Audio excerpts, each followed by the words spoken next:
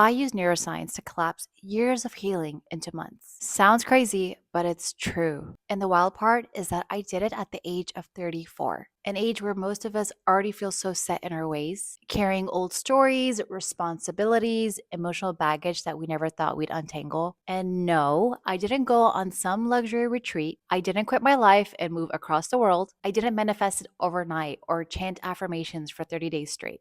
Neither did I have a miracle intervention. I just learned how the brain actually works. Because if you're anything like me, I'm sure you've heard 1,000 versions of just change your mindset, just think positive, or just trust the process. But if that were enough, we'd all be healed and thriving and all at peace by now. The truth is that when we hear words like neuroscience or words like reprogramming your brain, it sounds intimidating, like something for scientists or therapists, not for women who are trying to rebuild their lives, balance motherhood, or find peace again. But what if I told you it's actually the missing link? In this video, I'm going to walk you through the exact neuroscience formula I use to transform my entire life step by step and show you how to use it so you finally feel safe, grounded, and in control of your own transformation. The life you want is not far away, trust me. It's just a few rewired loops and safer emotions away. And hi there, I'm Samira. If you're new to my channel, I share how I transform my mindset, tapped into my feminine energy, and started building my dream life. And I hope to find women just like me and inspire you to do the same. So if you're on your own soft life journey and have a calling to transform your life, don't forget to stick around and subscribe to my channel. And if you want to just start slowing down and attract what's meant for you, download my free 7-day soft life reset challenge workbook down in the link below. This workbook will guide you to make your life 10 times easier. Check it out. When I turned 34, I hit a wall. I had moved countries, I became a mother, I changed careers, and I kept thinking, why am I still not achieving my dream life? I was constantly anxious, crying over the smallest things, and stuck in this loop, feeling like I should be ahead in life. I did everything the self development world told me to do. I read every mindset book, watched every motivational video, journaled, visualized, built routines, made vision boards, and still nothing felt different. I'd get excited for a few weeks and then I'd fall off. I'd start a YouTube channel and then give up because I didn't believe in myself. This is my third attempt, by the way. I try to be so disciplined, but my thoughts, my habits, my energy, they always brought me back to the same place. It felt like this vicious cycle I couldn't escape. I hated the feeling of starting over again. Now, a lot of the books had the same message, and it was about changing your beliefs or changing your thoughts or changing your mindset. However, they never taught you how. It wasn't until I stumbled upon how our brain and body works, the science behind how we operate. I realized it wasn't a character flaw, it was a neural pattern. All the attempts of starting a new habit and falling off and having to start over again, it was a pattern. It was a pattern of me self sabotaging every attempt of leveling up every time until I realized that my brain wasn't fighting me, it was protecting me. A good old classic survival mechanism. It had wired itself to choose stress, to expect disappointment, to play small, because that was what was familiar to me. And that's when everything started to change. I realized that no amount of motivation or discipline can override how your brain is wired. You can't build a new life on an old identity with set neural patterns. So I stopped chasing hacks and started studying how the brain really works, how thoughts become neural connections, and how repetition and emotion reshape who we are. And once I understood neuroplasticity, the brain's ability to rewire itself, everything transformed. My anxiety started easing, my energy came back. I started showing up online again, not from a place of pressure, but from a place of peace. And that's what this video is about. I'm going to walk you through exactly how neuroplasticity works, how to spot your old programming, and how to rewire your mind so that change actually sticks. So let's start with the core of it all, neuroplasticity. It simply means that your brain is changeable in simple terms. The same way your muscles respond when you're training, your brain responds to thoughts and emotions and repetitions. Every time you think a thought, you're firing a set of neurons. When you think that thought again, you strengthen that same connection, like carving a deeper groove in the path. For years, my brain kept replaying thoughts like, I'm behind, I always give up, I'm not consistent. Those were not random thoughts, those were neural loops. And because I repeated them daily, my brain decided, okay, this must be who we are now. And that's what identity really is, the collection of thoughts and emotions your brain has practiced the most. It's that simple. And this is where I want to talk about affirmations because I tend to get mocked here and there from friends and family. And I want to make it clear that we all do affirmations unconsciously. When you keep saying things like, I'm not good with money, I suck at math, all men suck, I'm just not confident, your brain is not going to argue with you about what's right and what's wrong. It's wiring those beliefs as facts. It does not know that you're joking, that you're venting, or being realistic. It's just listening, firing, and wiring. The more you repeat something, the more your brain makes it true for you. Now, don't fret, there's good news. Repetition can work both ways. You can rewire your identity with the same mechanism that created it. Now, true change does not come from changing your habits. You need to do an identity shift. Who will you show up as? What does that person do? How do they think? How do they operate? Total identity shift. You can start telling your brain, for example, I'm someone that naturally attracts wealth. I'm healthy and my body knows how to find balance. I'm consistent and showing up for myself is very easy. At first, it'll sound fake. I get it. But that is just your old rewiring reacting. Remember, your brain doesn't just change from hearing something once, it changes through repetition and emotion. Every time you speak to yourself as your higher self, you are literally firing new neurons. And with enough repetition, those new pathways become your new identity. Once you understand this, you stop trying to fix yourself. You start rewiring yourself because you don't rise to your goals, you fall to your identity. Popular neuroscientist Dr. Joe Dispenza always says if you want to change your personal reality, you need to change your personality. If you want to create a new life, a new personal reality, you got to change your personality, which means you better start thinking about what you've been thinking about and changing it. And that is the beautiful part. This is the light at the end of the tunnel. Your identity can be rewritten through repetition.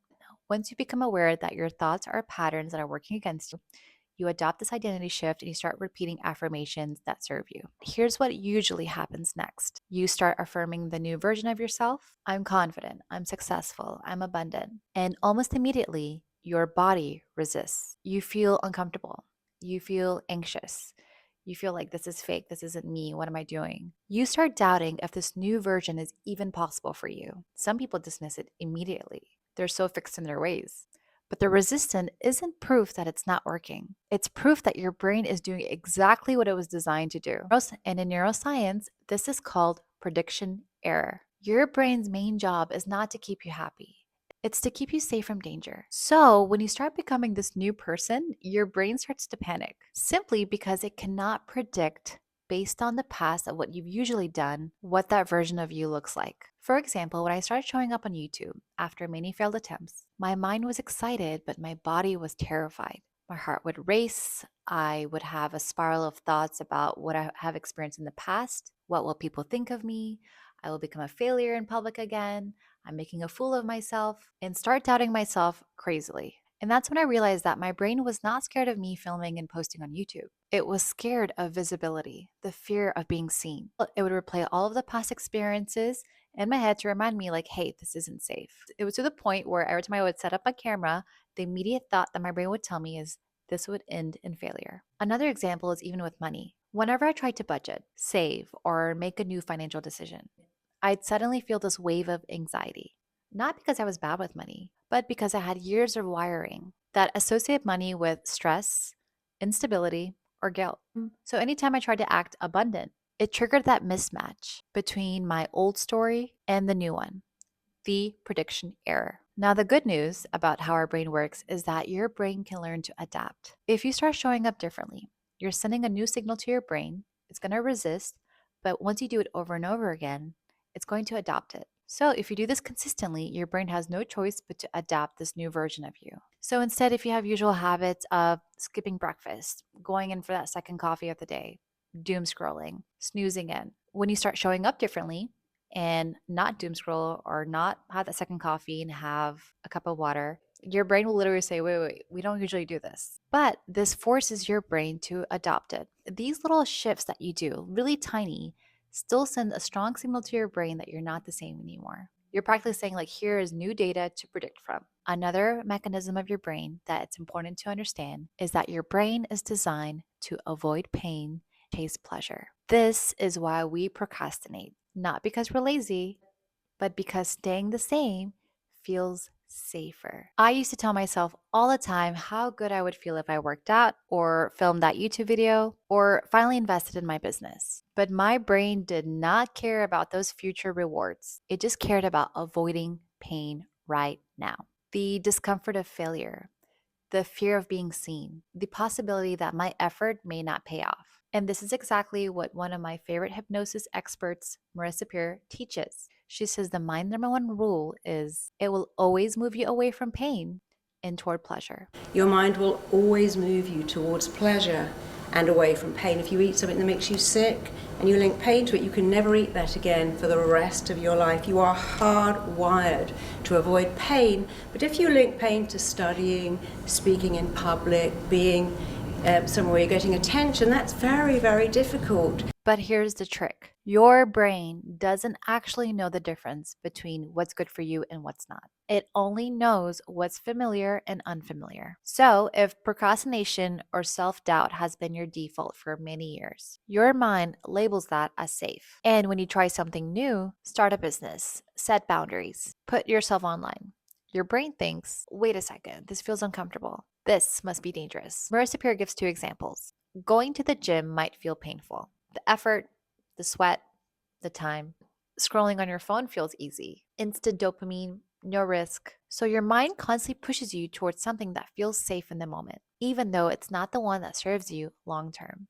The real secret isn't forcing dopamine. It's retraining your brain to link pleasure to the right things. Instead of focusing on how good it will feel to succeed, remind yourself how painful it would feel to stay stuck. Ask yourself, what is costing me to stay the same? What dreams am I delaying? What peace am I losing by repeating this pattern? Because once your brain starts believing that it's more painful to stay the same than changing, you'll move every single time. And this is exactly what I guide through my mindset workbook. There's an entire section with prompts to help you identify what your brain currently links pain to and how to flip it. Such a powerful exercise because it helps you stop running from growth and start running towards it. So before we move on, let's talk about something that's often overlooked, your nervous system. Now, we talk a lot about mindset and just the brain. Now, remember, we are designed to protect ourselves at all times. Although you can start sending your brain new signals, your body, the nervous system, needs to catch up. Your nervous system is like the bridge between the mind and the body. It's the network of nerves that run from your brain down to your spine and into every cell and organ. Think of it as a communication system that tells your body whether it's safe or in danger. When your brain senses safety, your body opens up, your breathing slows, your digestion works, your creativity flows, your ideas feel clear. But when your brain senses threat, even in emotional ones, your body tenses, your heart races, your stomach tightens, and your thoughts spiral. That is your subconscious at work. See, your subconscious mind isn't this mystical thing. It's your body's memory. It stores every pattern you've practiced, every fear, every reaction, every story you've repeated. Nervous system remembers all the times you felt small or unsafe. Your body doesn't believe you yet. That is why you can have positive thoughts and still feel anxious. If you don't know how to regulate your nervous system, you will not feel safe in this new version of you. Hence, when we try something new, we always go back to square one. The goal isn't to force change from the mind down. It's to send new signals from the body up. That's why things like breath work, praying, EFT tapping, somatic exercises, movement like walking, and grounding are so powerful. They tell your nervous system, we are safe now. And when your body believes that, your subconscious opens up. For me, I just simply realized that I'm just filming a YouTube video and not fighting off a saber-toothed tiger like my body believed. Now, this is very important, and I really recommend not to skip this part. You need to learn how to regulate your nervous system. If you want to learn more about how to regulate and go into a deep dive of how the nervous system operates, I've created a dedicated video. You can check it out here of ways to regulate. But this is a very essential step in ensuring that your body feels safe when you implement the changes in your mind. Now, let's connect the science to spirituality. We talk a lot about alignment, especially on my channel. I'm always talking about how I want to be aligned with my values. I want to be in a state of alignment to attract what I want. Alignment. what is alignment? The spiritual aspect, it's about being in the flow, attracting what's meant for us, or trusting divine timing. But alignment is not just spiritual, it's biological. Inside your brainstem, there's a tiny network called reticular activating system, otherwise known as RAS. Think of it as your brain's personal assistant. Its job is to filter reality and only show you what it believes is relevant to you. When I worked in marketing, I was handed over a client, which is a popular car brand called Subaru. Now, I never cared for that kind of car. I never noticed it. I knew nothing about it. But when I worked with it as a client, I noticed the car everywhere.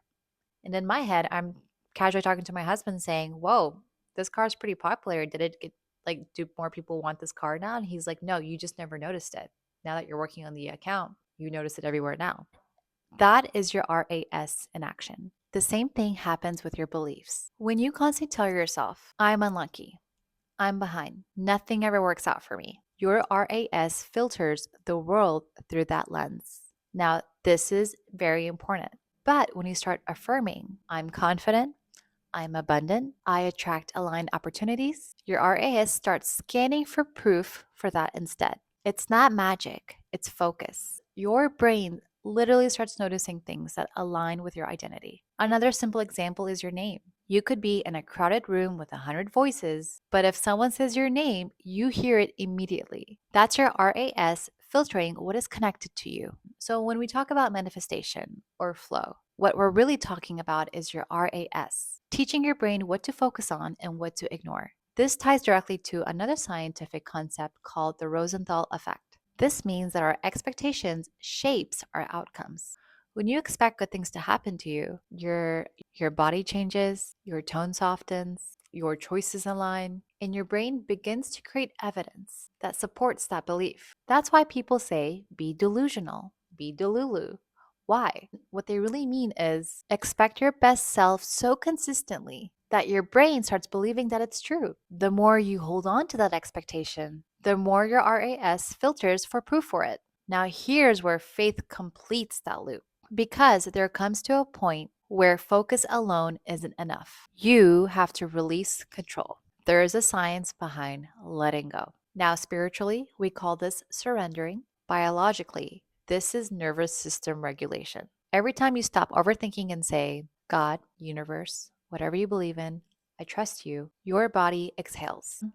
Your heart rate slows down, your muscles relax. Your brain is literally letting go of what no longer serves you. In neuroscience, this is called synaptic pruning, when your brain deletes old, unused connections to make space for stronger ones. Faith calls it surrender, science calls it pruning. Either way, it's the same act of release that makes space for new growth. And alignment isn't about forcing outcomes, it's about creating internal safety through faith and focus, and letting your brain and body work together to bring your life into harmony. So far, we've talked about how to rewire your thoughts, your emotions, and even your nervous system. But here's the part that most people miss: lasting transformation isn't always internal, it's also environmental. Because even if you've done all the inner work, if your environment keeps reminding your brain of your old identity, you will keep slipping back into it. Your brain is constantly learning through mirror neurons, the part of your brain that mimics what it sees and hears around it.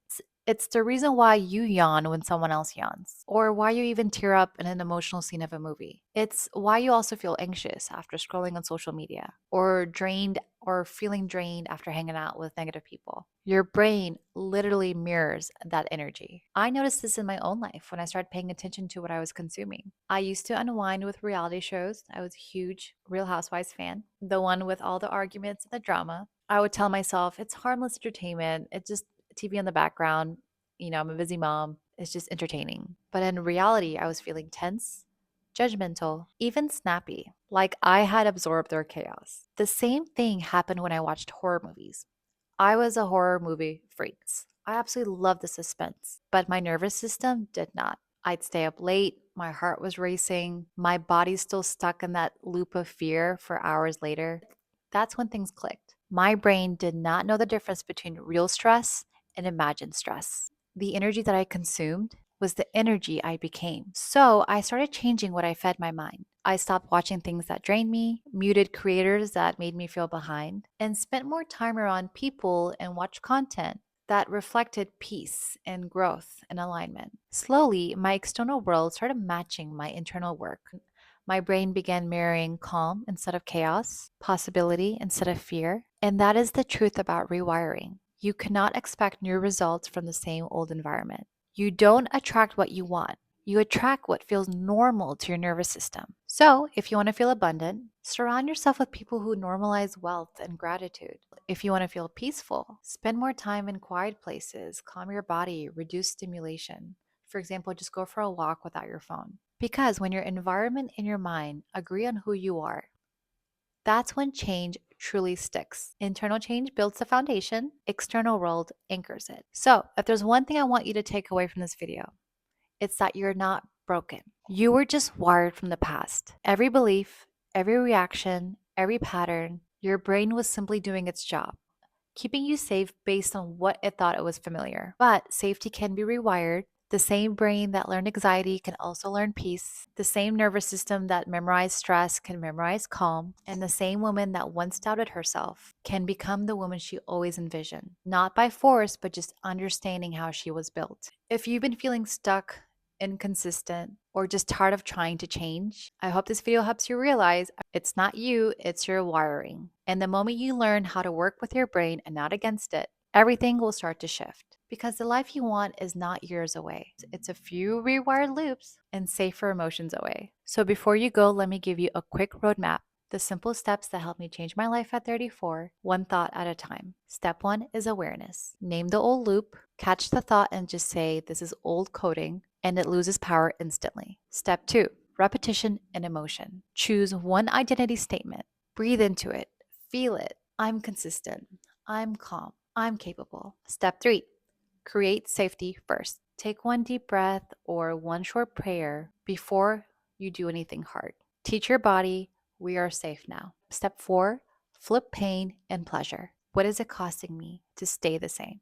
Once your brain links pleasure to growth instead of avoidance, everything changes. Step 5, train your focus. Write down what you want your brain to filter every morning. Aligned opportunities, calmness, abundance. That's how your RAS learns what to look for. Step 6, surrender. Whisper it when you're anxious. God, I trust your timing.